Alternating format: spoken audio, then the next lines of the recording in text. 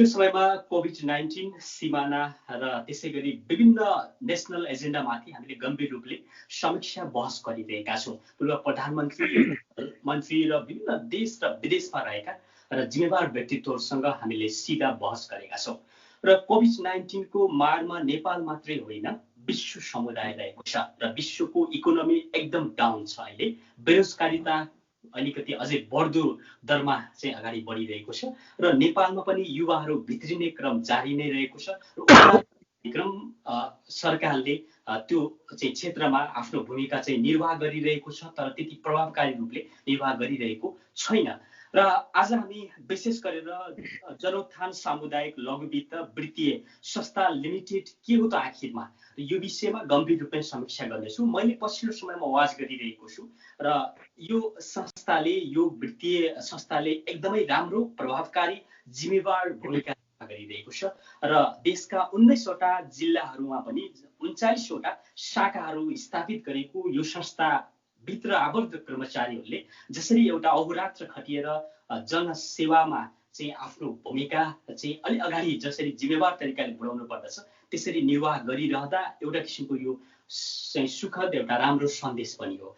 र मसँग अहिले यही संस्थाकै CEO, chief executive officer Shriram पोखरेलजी हुनुहुन्छ। म उहाँलाई कार्यक्रममा स्वागत गर्न चाहन्छु। नमस्कार सर, तपाईँलाई कार्यक्रममा स्वागत छ। धन्यवाद HP sir, thank you. Okay, र यो कोरोनाको कहरको बीचमा पनि तपाईँको संस्थाले प्रभावकारी भूमिका खेलिरहेको छ, मैले हेरिरहेको छु होइन। र जसरी 39वटा ठाउँहरूमा शाखा खोल्नु भएको छ र अलिकति यो कस्तो संस्था हो, तपाईँबाट हामी यसको सुरुमा परिचय दिइदिनुहोस् न श्रीराम सर। धन्यवाद एचबी सर। खास गरी स्वाधीन अर्थतन्त्रका लागि समावेशी वित्तीय प्रणालीको निर्माण भन्ने मुख्य नाराका साथ स्थापना भएको यो जनउत्थान सामुदायिक लघु वित्तीय संस्था लिमिटेड कम्पनी एन अन्तर्गत कम्पनी रजिस्ट्रारको कार्यालयमा 2066 चैत्र 27 गते पब्लिक लिमिटेड कम्पनीको रूपमा स्थापना भएको संस्था हो। यस संस्थाले बैंकिङ कारोबार गर्नको लागि नेपाल राष्ट्र बैंक, नेपालको केन्द्रीय बैंकबाट घ वर्गको वित्तीय संस्थाको रूपमा 2067 साल कार्तिक 23 गते इजाजत पाएको थियो भने 67 साल कार्तिक 28 गतेबाट केन्द्रीय कार्यालय बुटोलमा रहने गरेर यसले चाहिँ आफ्नो कारोबार शुभारम्भ गरेको थियो। हालसम्म आइपुग्दा यस जनउत्थान सामुदायिक लघु वित्तीय संस्था लिमिटेडले 19वटा जिल्लाहरू, जुन खास गरी यो पश्चिम तराईको चाहिँ 19 जिल्लाहरू, 6वटा प्रदेशमा चाहिँ यसले चाहिँ आफ्नो कार्यक्षेत्र विस्तार गरेको छ, जसमा 39वटा शाखा कार्यालयहरू यस संस्थाले चाहिँ बाट चाहिँ वित्तीय सेवा प्रदान गरेको छ। अहिलेसम्म आइपुग्दा यस संस्थामा करिब 41,500 जना विपन्न मध्यमवर्गीय महिलाहरू, खास गरी विशेष गरी चाहिँ सदस्यहरू 41,500 जना चाहिँ समूह सदस्यहरू आबद्ध हुनुभएको छ भने सो मध्ये करिब 22,700 जना महिलाहरू, विशेष गरी महिलाहरूले कर्जा उपयोग गरिरहेको अवस्था छ। करिब यो अहिलेसम्म आइपुग्दा यस संस्थाले 1 अर्ब 57 करोड रुपियाँ कर्जा लगानी गरेको अवस्था छ भने बचत 53 करोड चाहिँ यसले सङ्कलन गरेको छ। हजुर श्रीरामजी, जस्तो अब अहिले विभिन्न ठाउँमा युवाहरूले पनि रोजगारी पाउनु भएको छ हैन, एउटा त राम्रो। धेरै ठाउँहरूमा कस्तो छ भने इकोनोमी डाउन भएर, धराशायी भएर चाहिँ रोजगारी गुमाउनु पर्ने बाध्यात्मक अवस्था पनि छ। नेपालबाट पनि मलाई विभिन्न संस्थाहरूबाट यस्तो हामी रोजगारी गुमाउन परिरहेको अवस्था छ। तर तपाईँको संस्थामा कस्तो छ अहिले अवस्था कर्मचारीको? मैले सुन्दैछु 1 लाखसम्मको तपाईँले कोभिड-19 कै यो विशेष मारमा हुनुहुन्छ, उहाँले एक्टिभली काम गरिराख्नु भएको छ, उहाँहरूको लागि बिमा पनि तपाईँले गर्नु भएको छ। यो एकदम पोजिटिभ कुरा हो होइन? एक्ज्याक्टली। कतिजना चाहिँ अहिले कार्यरत हुनुहुन्छ र कस्तो छ उहाँहरूको अवस्था, कसरी काम गरिराख्नु भएको छ? खुसी हुनुहुन्छ? यस संस्थामा अहिलेको अवस्थामा 204 जना कर्मचारीहरू कार्यरत हुनुहुन्छ र हामीले कर्मचारीहरू रिटेन्सन गर्नुपर्छ। कर्मचारीहरूलाई चाहिँ सुरक्षाको चाहिँ प्रत्याभूति दिनुपर्छ भन्ने हिसाबले यो कोभिड का कारणले गर्दा एउटा चाहिँ जुन अहिलेको नकारात्मक असर परेको छ। तथापि चाहिँ हाम्रा कर्मचारीहरूलाई चाहिँ एउटा चाहिँ सुरक्षाको सेक्युरिटीको चाहिँ फिल गराउनको लागि हामीले 1 लाख रुपियाँसम्मको चाहिँ कोरोना बिमा गरेका छौँ सम्पूर्ण कर्मचारीहरूलाई। त्यसले गर्दा एउटा कर्मचारीहरूमा मोटिभेट भएर चाहिँ सेवा प्रदान गरिरहेको अवस्था छ।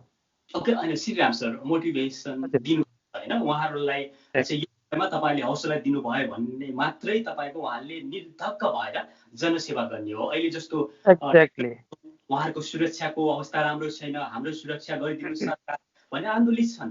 तपाईँलाई थाहा छ पिसिआरको मात्रा अझै इनफ बढाइदिनुहोस् भन्ने एउटा किसिमको आन्दोलनमा एक थरी युवाहरू अहिले चाहिँ तपाईँको होमिराख्नु भएको छ। र जसरी जुन तरिकाले तपाईँले एउटा प्याकेज दिनुभएको छ त्यसमा सन्तुष्ट हुनुहुन्छ कर्मचारीहरू सबैजना? एक्ज्याक्टली, किन भन्दा लघुवित्त वित्तीय संस्थाहरू खास गरी चाहिँ यो डोर टु डोर सर्भिस दिने कम्युनिटी बेसमा चाहिँ गएर चाहिँ सामूहिक जमानीको माध्यमबाट चाहिँ मेम्बरहरू बनाउने र चाहिँ हामी फिल्ड बेसमा गएर ग्रामीण क्षेत्रमा चाहिँ गाउँ गाउँमा गएर चाहिँ घर घरमा गएर महिला दिदीबहिनीहरूलाई सेवा दिनुपर्ने भएको हिसाबले एउटा जोखिम अलिकति बढी चाहिँ देखिन्छ अन्य कोर ब्याङ्किङहरू भन्दा। त्यस कारणले गर्दा पनि हामी चाहिँ न्यूनतम सुरक्षाका उपायहरू चाहिँ अवलम्बन गर्दै कर्मचारीहरूलाई पनि मोटिभेट गर्दै उहाँहरूलाई चाहिँ एउटा चाहिँ फिल्डमा एउटा चाहिँ जीवन स्तरमा चाहिँ ग्रामीण क्षेत्रहरूमा चाहिँ हामी परिचालन गरेको अवस्था छ। हजुर, र जस्तो श्रीराम सर अब होइन अलिकति जुन तरिकाले हामीले अहिले नेपालको इकोनोमी डाउन भइरहेको छ र यो समयमा ब्याङ्कहरू वित्तीय संस्थाहरू जति पनि छन् उहाँहरूको अवस्था अलि नाजुक नै छ। र जस्तो अहिले जस्तो फिक्सल इयर होइन, जस्तो जसरी अहिले पनि भाषण सुन्यौँ संसदबाट, र त्यसले तपाईँहरूलाई राम्रो सुविधा दिएको छ? केही तपाईँहरूको पछाडिबाट एउटा किसिमको हुन्छ नि त हौसला दिने काम भयो कि भएन अहिलेको सरकारबाट? किनभनेदेखि यो कार्यक्रम विश्वभरबाट सबैले हेर्छन्, इभन तपाईँको सरकार बाहिरका अपोजिसनमा रहेका सबैले हेर्छन्। अलि साँचो कुरा बताइदिनुहोस्।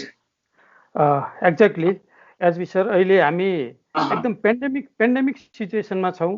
विश्व नै एउटा चाहिँ कोभिड-19 का कारणले गर्दा त्रसित भएको अवस्था छ। विश्वको अर्थतन्त्र नै एउटा चाहिँ जोखिममा परेको अथवा चाहिँ व्यापार व्यवसायहरू चलमान हुन नसकेको अवस्था, इन्कम जेनेरेटिङ एक्टिभिटिजहरू चाहिँ एकदमै न्यून रहेको अवस्था अहिले चाहिँ हामीले भोगिरहेको अवस्था छ। यसले चाहिँ समग्रमा एउटा चाहिँ यो इकोनोमिक एक्टिभिटिजलाई नै एकदमै नकारात्मक इम्प्याक्ट परेको चाहिँ हामीले महसुस गरेका छौँ। तथापि यसमा चाहिँ कुन स्केलसम्म पुगेको छ भन्ने त्यो कुनै डेटा त आइसकेको छैन। तर पनि एउटा ग्रामीण क्षेत्रका अथवा चाहिँ सहर क्षेत्रका सबै चाहिँ प्राय चाहिँ व्यापार व्यवसायहरू अलिकति न्यून छन्, एकदमै प्राय ठप्प नै छन्। सानातिना चाहिँ कृषिका लगानी, कृषि क्षेत्रका चाहिँ व्यापार व्यवसाय बाहेक ठुला खालका चाहिँ प्रकृतिका चाहिँ जुन चाहिँ राज्यलाई चाहिँ एउटा ठुलो योगदान पुर्याएको हुन्थ्यो, एउटा इकोनोमिक सेक्टरलाई नै चाहिँ रिभाइभ गरिरहेको हुन्थ्यो, त्यो खालको एउटा चाहिँ बिजनेसमा चाहिँ यसले प्रत्यक्ष रूपमा चाहिँ प्रभाव पारेको अवस्था छ। अहिले यो पेन्डेमिक सिचुएसनमा पनि अब अलिकति यो बिजनेस रिभाइभल गर्नको लागि अथवा नर्मल सिचुएसन आउनको लागि निकै समय लाग्ने चाहिँ देखिन्छ। किन भन्दा अहिलेकै अवस्थामा पनि करिब नेपालमा हामी सचेत रहँदै पनि करिब 14-15 हजार जनालाई चाहिँ अहिले सङ्क्रमण देखिसकेको अवस्था छ।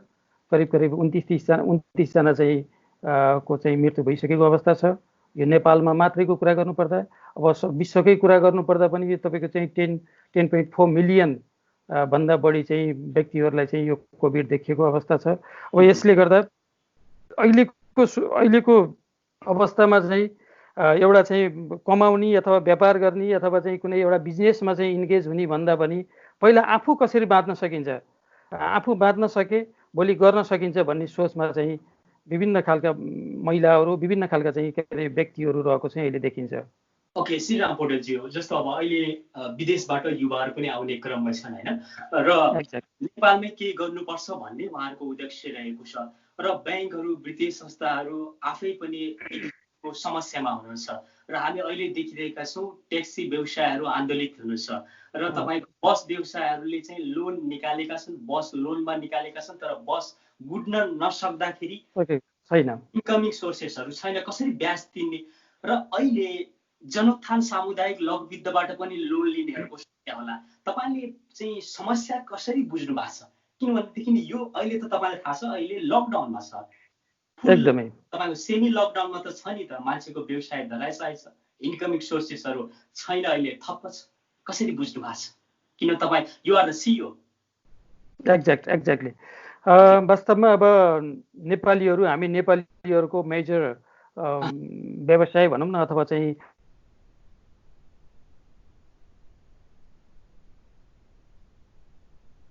जसुमान बाबु हामीसँग जनउत्थान सामुदायिक लघु वित्त वित्तीय संस्था लिमिटेडका सिइओ श्रीराम पोखरेलजी हुनुहुन्छ र हामी विशेष गरेर तपाईँहरूसँग र अहिले 40 लाख मध्ये मात्रै 10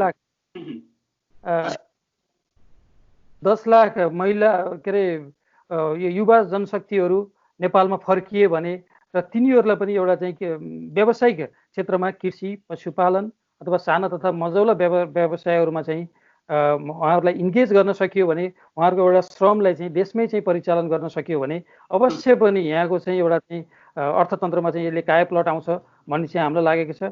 त्यसैले गर्दा हामी लघुवित्त वित्तीय संस्थाहरू पनि एउटा युवा जनशक्तिहरूलाई एट्र्याक्सन गर्नको लागि, उहाँहरूलाई चाहिँ एउटा व्यावसायिक दायरामा ल्याउनको लागि, कुनै पनि एउटा व्यापार व्यवसायमा चाहिँ इन्गेज गराउनको लागि एउटा चाहिँ प्रोडक्ट डिजाइन गरिरहेको अवस्था छ अहिले। यो अहिलेको जुन क्राइसिसको अवस्था छ, हामी लघुवित्तहरूले के पनि फिल गरेका छौँ भने यो क्राइसिसलाई हामीले चाहिँ अपर्च्युनिटीको रूपमा पनि कन्भर्ट गर्न सक्छौँ। किनभने अहिले चाहिँ हाम्रा चाहिँ युथ, जति पनि युथ हुनुहुन्छ, 40 लाखभन्दा बढी चाहिँ युथहरू चाहिँ विदेशमा चाहिँ श्रम बेच्न बाध्य हुनुहुन्थ्यो।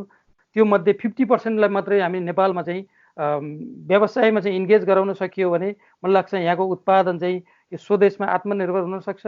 हामी आयात चाहिँ गर्नुपर्ने अवस्थामा रहँदैनौँ। दर्शकमान बाबु हामीसँग जनउत्थान सामुदायिक लघु वित्तका चाहिँ सिइओ श्रीराम पोखरेलजी हुनुहुन्छ र हामी विशेष गरेर अहिले जुन पेन्डेमिकको यो सिचुएसन छ र विश्वभरि एक किसिमको समस्या रहेको छ र नेपालमा पनि तपाईँलाई थाहा छ र बेरोजगारीताको दर बढ्दो क्रममै छ र यो संस्थाले समाजको लागि एकदमै उदाहरणीय काम गरिरहेको छ। जस्तो हामी मान्न सक्छौँ 19वटा जिल्लामा तपाईँहरूले राम्रो सेवा सुविधा दिनुभएको छ। यसलाई चाहिँ तपाईँको सबै देशभरि चाहिँ विस्तार गर्न सकिँदैन श्रीराम पोखरेलज्यू? अहिले हामी नेपाल राष्ट्र बैंकबाट 19 जिल्ला कार्यक्षेत्र इजाजत पाएको संस्था हो र सबै हाम्रो स्वीकृत कार्यक्षेत्रमा हामीले शाखा विस्तार गरिसकेका छौँ र अबको हाम्रो रणनीति भनेको बिस्तारै यसलाई राष्ट्रिय स्तरको लघुवित्त वित्तीय संस्थाको रूपमा चाहिँ रूपान्तरण गर्ने यो चाहिँ बाटोहरू हामीले अपनाइरहेका छौँ र बिस्तारै चाहिँ हामी राष्ट्रिय स्तरको भइसके पछाडि हामी सबै जिल्लाहरू, सबै प्रदेशहरूमा चाहिँ कार्यक्षेत्र विस्तार के अरे शाखा कार्यालयहरू विस्तार गरेर हामी चाहिँ वित्तीय सेवा प्रदान गर्ने हाम्रो लक्ष्य रहेको छ। ओके, अहिलेसम्म जस्तो अब सोलर पावरहरू होइन, जसरी पनि एक्ज्याक्ट हो, पशुपालनहरू र जसरी यी यस्ता क्षेत्रहरूमा तपाईँको बढी चाहिँ एउटा किसिमको ध्यान आकर्षित भएको छ है, र कस्तो छ जीवनस्तर अलि माथि उठाउन चाहिँ तपाईँहरूको भूमिकाले काम गरिरहेको छ, त्यस्ता केही घटनाहरू छन्? यहाँ चाहिँ अलिकति बताइदिनु न श्रीराम सर। हामीले धेरै यो एउटा चाहिँ काउन्ट गरेर उदाहरण दिने भन्दा पनि धेरै महिलाहरूको चाहिँ एउटा आर्थिक हैसियत उचाल्ने काम हामीले गरेका छौँ।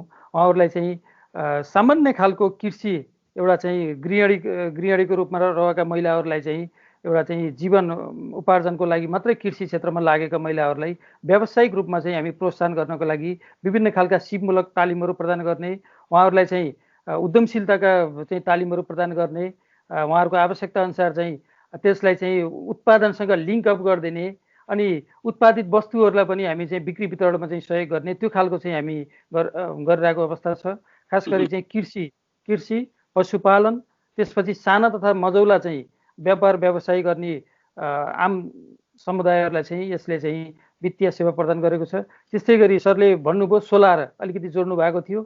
सोलरमा हामी चाहिँ यो सोलरलाई कसरी व्यावसायीकरण गर्न सकिन्छ, यो चाहिँ सोलर इनर्जीलाई हामीले कसरी चाहिँ उत्पादनसँग लिङ्क अप गर्न सकिन्छ भनेर एउटा सक्षम एक्सेस टु फाइनेन्स भन्ने युके एड प्रोजेक्टसँग चाहिँ हामी सहकार्य गरेर यसले चाहिँ 19वटा शाखा कार्यालयहरूबाट चाहिँ यो सोलर ऊर्जा कर्जालाई चाहिँ अलिकति प्रमोट गरेको अवस्था छ। सँगसँगै हामीले अहिलेको अवस्थामा लघुवित्त वित्तीय संस्थाहरूलाई अलिकति विशिष्टीकरण गर्नको लागि, यसलाई चाहिँ अलिकति रूपान्तरण गर्नको लागि, डिजिटलाइज गर्नको लागि चाहिँ हामीले यो ट्याब्लेट ब्याङ्किङ अहिले 19वटा जिल्लाबाट 19वटा शाखा कार्यालयहरूबाट हामीले चाहिँ ट्याब्लेट ब्याङ्किङको मार्फत चाहिँ उनीहरूलाई सेवा प्रदान गरेका छौँ भने बाँकी रहेका 18वटा शाखा कार्यालयहरूमा पनि 21वटा शाखा कार्यालयहरूमा पनि हामीले चाहिँ यो ट्याब्लेट ब्याङ्किङलाई लिङ्कअप गरेर एउटा व्यावसायिक बनाउनको लागि, उहाँहरूलाई चाहिँ एउटा सेवा प्रदान गर्नको लागि हामी चाहिँ लागिरहेका छौँ। ओके, जस्तो श्रीराम सर, ठिक छ, जनताको चाहिँ आवश्यकताहरू होइन धेरै हदसम्म पुरा भएका छन् र लागि एकदमै राम्रो माध्यमको रूपमा रहेको छ यो संस्था। र जस्तो अब तपाईँको आगामी योजनाहरू हुन्छ नि, उहाँहरूबाट केही प्रतिक्रियाहरू अझै थप उहाँहरूलाई सेवा सुविधा दिनको लागि र प्लस यसलाई चाहिँ प्रभावकारी रूपले एउटा किसिमको सबैको 3 करोड नेपालीको एउटा राम्रो चाहिँ जनउत्थान बनाउनको लागि केही त्यस्तो किसिमका योजनाहरू अगाडि सार्नु भएको छ? हामीले चाहिँ अहिले अलिकति यो कोभिड-19 का कारणले गर्दा जुन एउटा व्यापार व्यवसायमा परेको प्रभावलाई यो चाहिँ उहाँहरूको बिजनेसलाई कसरी रिभाइभ गर्न सकिन्छ, उहाँहरूलाई चाहिँ फेरि चाहिँ यो सामान्य कसरी गराउन सकिन्छ व्यापार व्यवसायलाई भनेर चाहिँ हामीले त्यो खालको प्याकेज कसरी ल्याउन सकिन्छ भनेर हामीले होमवर्क गरिरहेका छौँ अहिले। र मलाई लाग्छ क्लाइन्ट प्रोटेक्सनलाई हामीले चाहिँ मुख्य प्रायोरिटीमा राखेर समूह सदस्यहरूलाई कसरी चाहिँ हामी प्रोटेक्ट गर्न सकिन्छ, उहाँहरूको चाहिँ व्यापार बिजनेस लगायत उहाँहरूको चाहिँ जीवन स्तरलाई कसरी प्रोटेक्ट गर्न सकिन्छ भनेर हामीले विभिन्न खालका प्याकेजहरूमा चाहिँ हामी होमवर्क गरिरहेका छौँ। र मलाई लाग्छ यो कोभिड सँगसँगै हामी सम्पूर्ण यो संस्थामा आबद्ध समूह सदस्यहरूलाई हामी पुरानै अवस्थामा चाहिँ बिस्तारै चाहिँ हामी ल्याउने प्रयास गरिरहेका छौँ। र यसले चाहिँ अझै पनि यो चाहिँ जुन क्राइसिसका कारणले गर्दा एउटा चाहिँ थन्किएर बसेको चाहिँ अधिकांश चाहिँ यो महिलाहरू हुनुहुन्छ, उहाँहरूलाई हामी अझै चाहिँ व्यापार अथवा व्यवसायतिर चाहिँ उत्प्रेरणा गर्न चाहिँ हामी लागिरहेका छौँ। ओके, सो श्रीराम सर, अहिले यो संस्था प्रफिटमै छ नि होइन? त्यस्तो किसिमको एकदमै डाउन भएर धराशाही भएको अवस्था र भोलि कर्मचारीलाई पनि हामी कहाँ जाउँ कता जाउँ भन्ने किसिमको एउटा किसिमको दुधारेपना त्यस्तो आउने सम्भावना त देखिँदैन नि होइन? यसरी पनि अलिक ढुक्क बनाइदिउँ न, किनभने सबैले हेरिराख्नु भएको छ, उहाँले पनि पक्कै पनि हेरिराख्नु भएको छ, हामी उहाँलाई रेस्पेक्ट गर्छौँ, वी डु रेस्पेक्ट देम होइन? हजुर, अहिलेसम्म हामी यो संस्था चाहिँ एकदमै हेल्दी छ। हरेक इन्डिकेटरहरू, हरेक चाहिँ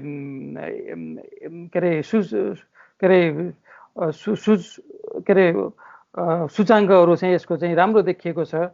सबै इन्डिकेटरहरूले चाहिँ यो संस्थाको बिजनेस अथवा चाहिँ यो संस्थाको चाहिँ ग्रोथमा चाहिँ पोजिटिभ भाइब्स दिइरहेको अवस्था छ अहिले। हामी म के एस्योर गर्न चाहन्छु भने संस्थाका सम्पूर्ण क्रियाकलापहरू हामी चाहिँ राज्यका नर्म्स एन्ड कर्पोरेट कल्चरभित्र रहेर काम गरेको हिसाबले चाहिँ हामी हेल्दी छौँ र हामी चाहिँ यो जुन कोभिडका कारणले परेको असरलाई पनि हामी चाहिँ रिटेन्सन गर्न चाहिँ हामी सक्षम छौँ। ओके श्रीराम सर, एउटा कुरा अलिकति बताइदिनुहोस् होइन, किनभने उनीहरूले चाहन्छन् उनीहरूसँग पैसा हुँदैन तर माइन्ड छ, सिप छ भनेपछि अनि चाहियो इकोनोमिकल्ली डाउन भएको फ्यामिली र त्यस्तो ब्याकग्राउन्डबाट आएको युवा, उहाँहरूका लागि केही त्यस्ता किसिमका अलिकति हौसला दिने प्याकेजहरू छ तपाईँले? जस्तै सजिलै लोन दिने, उहाँलाई चाह्यो भने जस्तो कृषिमा हुनसक्छ होला, पशुपालनमा हुनसक्छ होला, उहाँले व्यवसाय गर्न चाह्यो भने सजिलैसँग प्रोभाइड गर्ने सिस्टम छ कि छैन, के छ, कस्तो छ व्यवस्था? हामी सर्भिस दिँदा सकभर चाहिँ एकदमै त्यसलाई कसरी सरलीकृत गर्न सकिन्छ भन्ने हिसाबले प्लान गरिरहेका हुन्छौँ। अहिले केही चाहिँ राष्ट्र ब्याङ्कको अथवा नेपाल सरकारको जुन नीतिगत व्यवस्थाले गर्दा एउटा मिडियम क्लासको चाहिँ युवाहरूलाई अलिकति समेट्नलाई केही असहज भएको अवस्था छ। जस्तो कि हामीले कुनै व्यापार व्यवसायमा 15 लाख रुपियाँ लगानी कसैले चाहिँ आवश्यक पर्यो नि त्यो अवस्थामा हामीले लगानी गर्न सकेको अवस्था छैन। यो चाहिँ राष्ट्र ब्याङ्कको नियमले गर्दा पनि धितोमा हामी 10 लाखभन्दा माथि कर्जा लगानी गर्न नपाउने, त्यो हिसाबले पनि एउटा चाहिँ मध्यम वर्गको लाई चाहिँ अलिकति असहज भएको अवस्था छ। तर चाहिँ यो ग्रासरुट लेभलकोलाई चाहिँ हाम्रो त्यो सिलिङले चाहिँ पुगेको अवस्था छ भने अहिले एउटा चाहिँ व्यापार व्यवसाय बढ्दै जाँदा उसले एउटा चाहिँ त्यसमा इन्भेस्ट बढाउँ त भन्ने खालको चाहिँ जनशक्तिलाई चाहिँ अलिकति त्यो सिलिङले गर्दा अलिकति असहज परिस्थिति चाहिँ छ। तथापि चाहिँ हामी उहाँहरूलाई चाहिँ सेवा दिने क्रममा सधैँ कटिबद्ध छौँ। ओके, जस्तो +2 गरेका, कम्प्लिट गरेका, ब्याचलर्स लेभल कम्प्लिट गरेका होइन, र मास्टर्स कम्प्लिट गरेका उहाँहरूले सर्टिफिकेट राख्यो भने जस्तो अब सरकारले लोन दिने एउटा त्यो सिस्टम पनि छ। तपाईँ समक्ष तपाईँको यो संस्थासँग कतिको यो लिङ्क छ, के छ? यो एजुकेसनल सर्टिफिकेट राखेर दिने व्यवस्था क ख ग वर्गका बैङ्कहरूलाई चाहिँ केही सुविधा दिएको अवस्था छ, तर लघुवित्त वित्तीय संस्थाहरूले चाहिँ त्यसलाई चाहिँ अहिलेसम्म कार्यान्वयन गरेको अवस्था छैन। त्यो नीतिगत व्यवस्थाले पनि केही अवरोध गरेको जस्तो देखिन्छ। त्यसमा चाहिँ हामीले मैले अलिकति के जोड्न खोजेँ भने हाम्रो कुनै व्यक्ति जोसँग चाहिँ चल अचल सम्पत्ति छैन त्यस्ता व्यक्तिहरूलाई पनि हामीले चाहिँ समूहमा आबद्ध गर्ने, एउटै खालको चाहिँ व्यक्तिहरू मिलाएर एउटा चाहिँ केन्द्र बनाउने, समूह बनाउने र चाहिँ ती समूहकै जमानीको माध्यमबाट उहाँहरूलाई लगानी गर्ने। त्यसले गर्दा पनि उहाँहरूलाई चाहिँ मेरो धितो छैन अथवा चल अचल सम्पत्ति छैन, मैले कुनै व्यापार व्यवसाय गर्न सकिनँ, मैले लगानी गर्न सकिनँ भन्ने चाहिँ हामी त्यो बाटो चाहिँ हामी खुला गरिरहेका अवस्था छौँ। हामी बिना धितो लगानी गर्छौँ र धितोमा पनि एउटा चाहिँ 10 लाखसम्मको सिलिङमा रहेर हामी लगानी गरेको अवस्था छ। ओके, र अब यो जनउत्थान सामुदायिक लघुवित्तको अब आगामी योजनाहरू प्लस के छ? जस्तो अब अहिलेसम्म त मलाई लाग्छ तपाईँहरू सेटिस्फाइड नै हुनुहुन्छ होइन, र जनतालाई सेवा दिनुभएको छ, जनताले त्यो अनुसारको रेस्पोन्स गरिदिनु भएको छ, जसले गर्दा तपाईँहरू खुसी हुनुहुन्छ। ओके, ठिक छ। तर यो पेन्डेमिक मुक्त समयमा छौँ होइन, विश्व एउटा किसिमको अनिश्चिततामा छ, र थप आगामी दिनहरूमा केही त्यस्ता योजनाहरू छन्? यो कोभिडका कारणले गर्दा एउटा पेन्डेमिक सिचुएसनमा हामी रहेको अवस्थामा पहिलो सर्ट टर्म स्ट्राटेजी भनेको चाहिँ हाम्रा मेम्बर यो समूहमा आबद्ध भएका करिब 41,000 समूह सदस्यहरूलाई चाहिँ कसरी रिभाइभ गर्ने, उहाँहरूको व्यापार बिजनेसलाई चाहिँ कसरी चाहिँ टु बी कन्टिन्यू गराउने भन्ने विषयमा हामी केन्द्रित छौँ।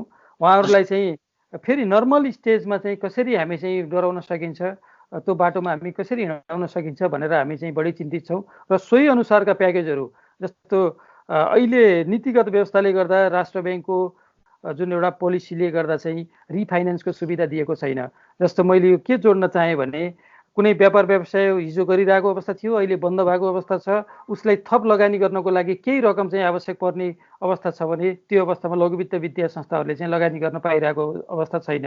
अहिले खालि राष्ट्र ब्याङ्कले क ख ग वर्गका बैङ्कहरूलाई मात्रै त्यो सुविधा दिएको छ। हामीले पनि त्यो रिफाइनेन्सको सुविधा हामीले पाउने हो भने उहाँहरूको व्यापार व्यवसायलाई फेरि चाहिँ कन्टिन्यू गर्न सकिन्छ भन्ने हिसाबले हामीले पनि नेपाल राष्ट्र ब्याङ्कलाई अनुरोध गरिरहेको अवस्था छ।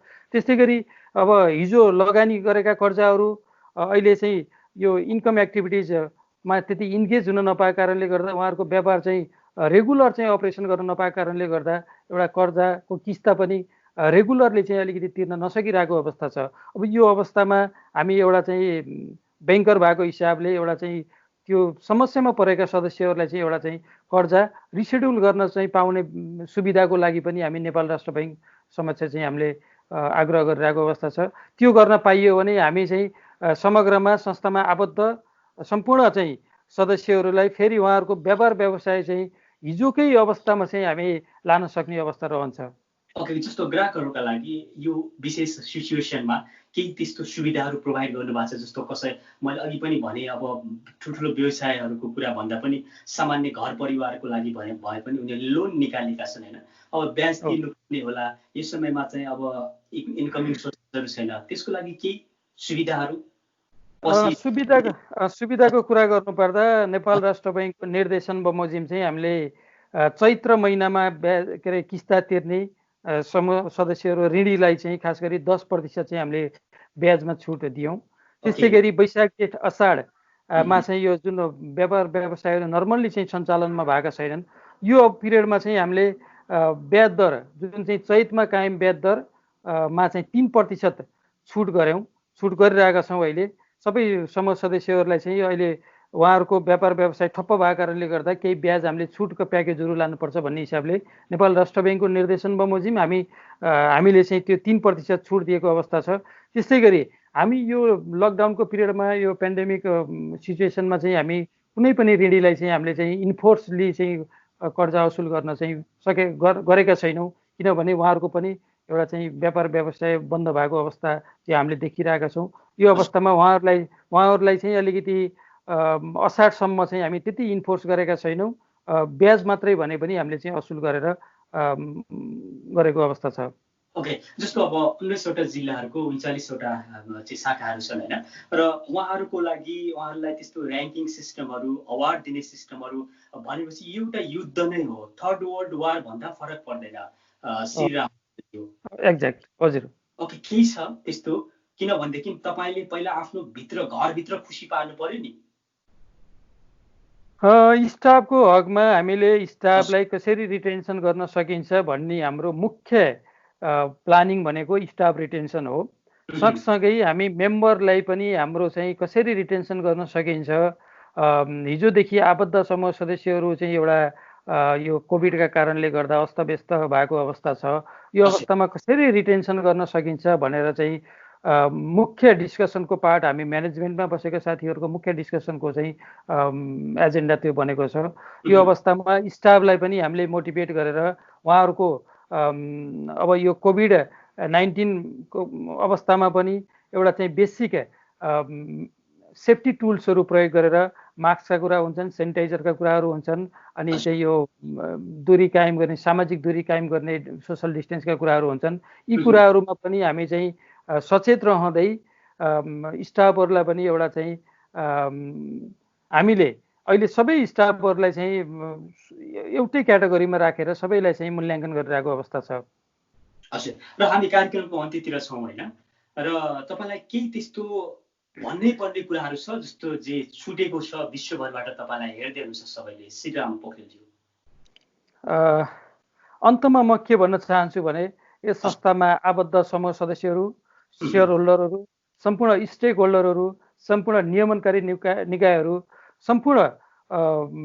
सम्पूर्णको चाहिँ सुस्वास्थ्यको म कामना गर्न चाहन्छु। हामी सदैव यो जनउत्थान सामुदायिक लघु वित्त वित्तीय संस्था लिमिटेड सदैव संस्थाको सुशासन, कर्पोरेट कल्चर र बेसिक नर्म्स एन्ड इथिक्सभित्र रहेर हामीले चाहिँ यो वित्तीय सेवालाई चाहिँ एउटा चाहिँ सुलभ तथा पारदर्शी बनाइ चाहिँ एउटा ग्राहकलाई चाहिँ बढी गुणस्तर सेवा दिनको लागि हामी प्रयत्न छौँ, र हामी यसलाई आगामी दिनमा पनि सर्वोपरि ग्राहकलाई चाहिँ हित हुने गरी चाहिँ हामी यो वित्तीय सेवा प्रदान गर्ने सङ्कल्प म गर्न चाहन्छु। र यो विषम परिस्थितिमा पनि विदेशमा रहेर पनि एउटा चाहिँ नेपालको वित्तीय क्षेत्रमा कोभिडका कारणले परेको असरको विषयमा विदेशबाटै पनि एउटा चाहिँ कसरी सुरक्षित रहन सकिन्छ भन्ने हिसाबले चिन्तन लिनुभएकोमा म एचपीजीलाई पनि प्रति पनि हार्दिक आभार व्यक्त गर्न चाहन्छु। ओके, महत्त्वपूर्ण समयको लागि धेरै धेरै धन्यवाद sir. Thank you HP sir, धेरै धेरै धन्यवाद सरको लागि पनि।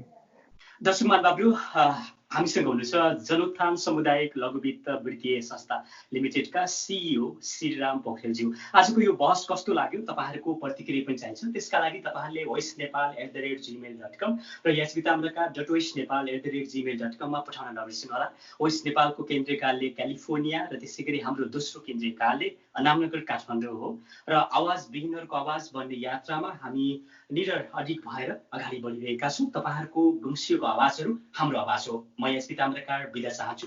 नमस्कार। Thank you sir. Thank you HP सरलाई।